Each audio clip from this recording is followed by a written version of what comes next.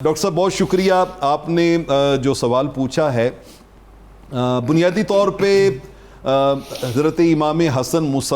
مصنع رحمۃ اللہ تعالی علیہ وعلیہ السلام ورضی اللہ تعالی عنہ مصنع کا مطلب ہوتا ہے آپ کا اس زمانے میں ایک رواج تھا کہ بلکہ وہ جب دربار کوفہ میں اور دربار شام میں امام زین العابدین علیہ الرحمہ کی جلوہ گری ہوئی واقعہ کربلا کے بعد تو وہ جس کا بھی نام پوچھتے وہ جواب میں کہتے علی جس کا بھی نام پوچھتے وہ جواب میں کہتے علی وہ کہتے وہ تو شہید ہو گئے وہ کہتے وہ بھی علی تھے میں بھی علی تو وہ ہر جگہ پہ مطلب اس زمانے میں نسل در نسل نام جو ہے وہ آگے چلتے تھے تو بنیادی طور پہ آقا علیہ الصلوۃ والسلام کے نور نظر امام حسن مجتبی رضی اللہ تعالیٰ عنہ ان کا نام حسن تھا تو یہ آگے ان کے فرزند تھے ان کا نام بھی حسن تھا حسن بن علی حسن بن حسن اچھا آگے ان کے فرزند تھے ان کا نام بھی حسن تھا اب تین حسن اکٹھے ہو گئے تو ان میں فرق کرنے کے لیے بائیں طور کے سننے والے کو پتہ چل جائے کہ کس حسن کی بات ہو رہی ہے پہلے کو حسن مجتبی کہا گیا انہیں حسن مصنع کہا گیا یعنی سیکنڈ حسن یعنی حسن ثانی عکس جمیل ان کا حضرت امام حسن مجتبی کا اور حسن مثلث یعنی تیسرے عکس جمیل امام حسن مجتبی رضی اللہ تعالیٰ عنہ تو یہ اس وجہ سے انہیں حسن مصنع کہا جاتا ہے. کیا بات ہم جن تذکار کو آج اپنے ویورز کے ساتھ شیئر کر رہے ہیں یہ کتنے اونچی اور اعلیٰ ہستیاں ہیں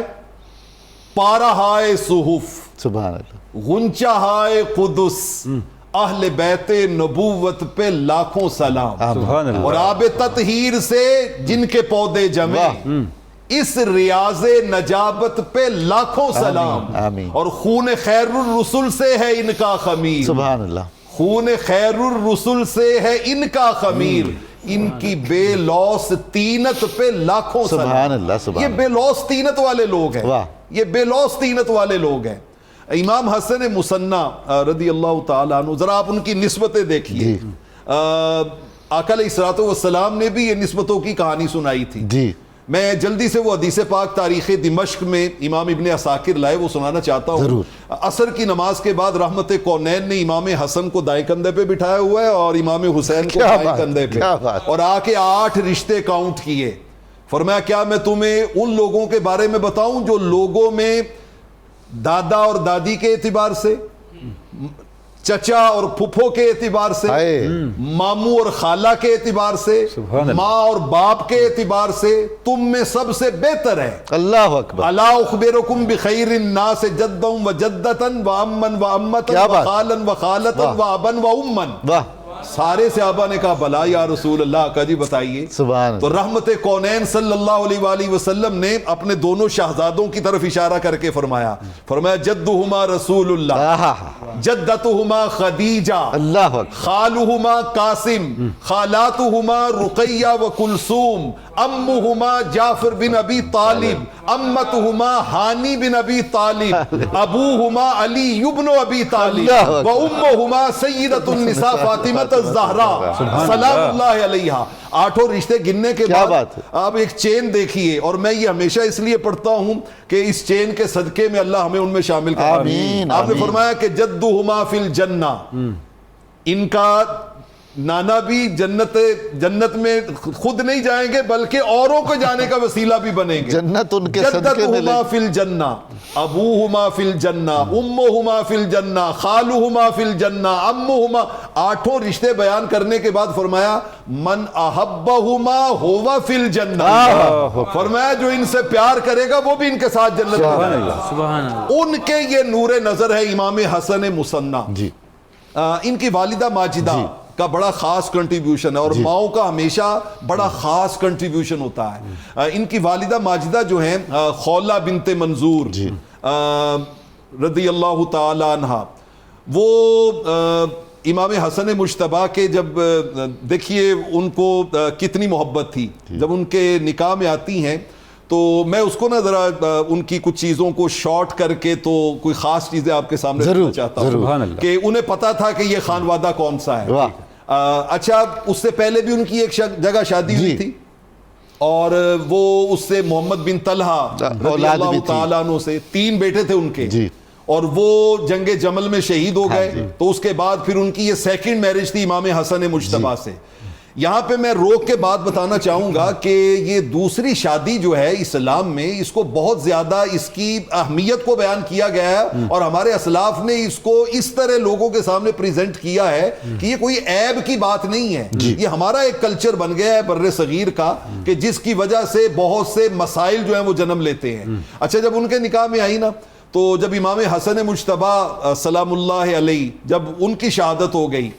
تو اس کے بعد نا ان کو بہت سے نکاح کے پیغام آئے بہت سی جگہوں اور بڑے اعلیٰ حسب نسب خاندان والوں کے.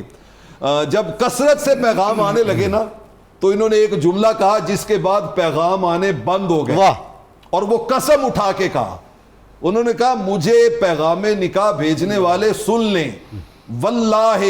ما یکون لی حمون بعد رسول اللہ. اللہ اکبر. آقا کے سسرال کو پانے کے بعد اب میں کسی اور گھر کی بہو نہیں بن سکتا. اب میں انہی کے ساتھ قیامت تک منسوب ہوں. یہ والدہ ماجدہ ہیں سیدہ خولہ رضی اللہ تعالی عنہ.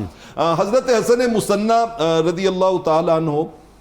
آپ کی بہت سی نسبتیں ہیں. یعنی آپ خانوادہ اہل بیت کے وہ چشم و چراغ ہیں کہ وہ جو آقا علیہ الصلوۃ والسلام نے فرمایا نا انا تارکم فیکم ثقلین کہ میں تم میں 2 چیزیں چھوڑ کے جا رہا ہوں, ایک تھیوری ہے ایک پریکٹیکل ہے. تھیوری قرآن ہے اور پریکٹیکل میری اہل بیت اطہار ہیں. اپنے دور میں امام حسن مصنع نے پریکٹیکل ہونے کا حق ادا کیا ہے اور کرتے بھی کیوں نہ کہ ان کی نسل میں سے ہیں کہ جب رحمت کونین صلی اللہ علیہ وسلم کے ایام وصال قریب آئے نا ظاہری حیات طیبہ کے تو سیدۃ النساء نے دونوں شہزادوں کو پکڑا اور وہ لے کے خدمت اقدس میں حاضر ہو گئی. کہتی ہیں بابا جان یہ دونوں آپ کے نور نظر ہیں فورثہما اپنی روحانی وراثت میں سے ان کو بھی کچھ عطا کیجئے. میرے کریم آقا علیہ الصلوۃ والسلام نے فرمایا اچھا اما الحسن فلہ حیبتی,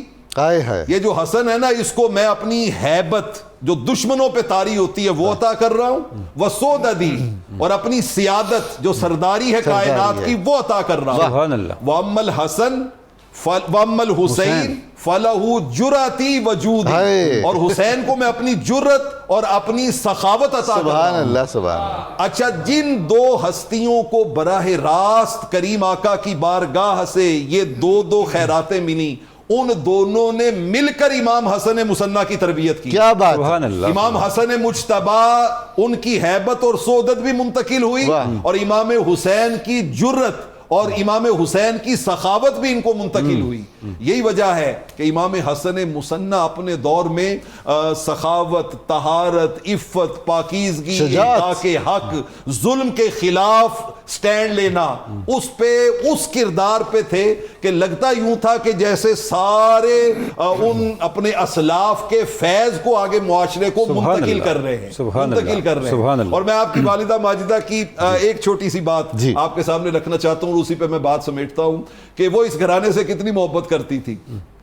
ایک رات کو چھت پہ گرمیوں کا موسم ہے تو چھت پہ پردے کے اندر آرام سے لیٹے ہیں تو رات کو نا سیدہ خولہ جاگی. انہوں نے ایک کپڑا لیا اور ایک کپڑے کا ایک حصہ امام حسن مجتبیٰ کے پاؤں سے باندھا اور دوسرا حصہ جو یہ ضرورت ہے ان ہستیوں سے اس طرح جڑنے کی ضرورت ہے, اس طرح جڑنے کی ضرورت ہے, اور ایک ہی سرا جو تھا وہ اپنے پاؤں سے باندھا. رات کو امام حسن مجتبیٰ کی آنکھ کھلی تو انہوں نے کہا اہلیہ یہ کیا ہے, یہ کیا ہے؟ ان کا رات آپ تو سو گئے تھے لیکن میرے دل میں خیال آیا کہ چھت ہے, رات کا ٹائم ہے, کہیں آپ نیند میں اٹھ کے